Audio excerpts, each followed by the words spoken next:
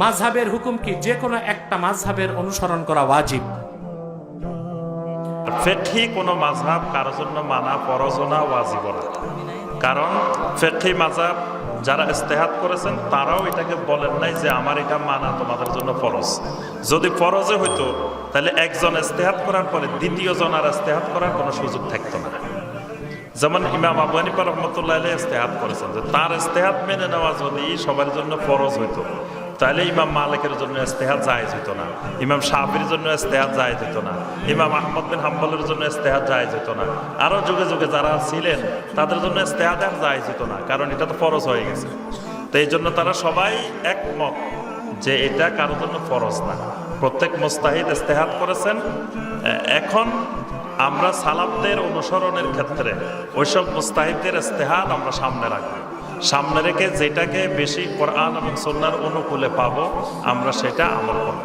কোনো ব্যক্তির আনুগত্য করব না, এটা দলিলের আনুগত্য করব।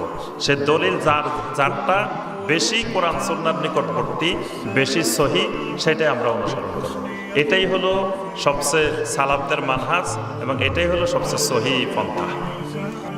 কোনো হাদিস তো আমি পাই নাই মান আহাব্বাল মাযহাবা ফাকাদ আহাব্বানি, যে মাযহাব মোহাব্বত করে সে আমারে মোহাব্বত করলো, এমন কোন হাদিস কি পাইছি?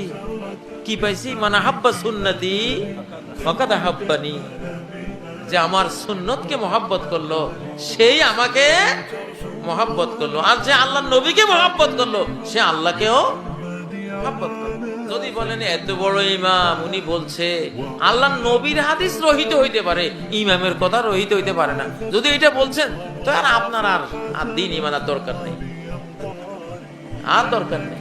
ইত্তাখাযু আহবারহুম ওয়া রুহবানাহুম আরবাবান মিন দুনিল্লাহ, ইহুদি খ্রিস্টানরা তাদের আলেম শ্রেণীকে, সন্ন্যাসী শ্রেণীকে মাবুদ বানিয়ে ফেলেছে আল্লাহকে বাদ দিয়া।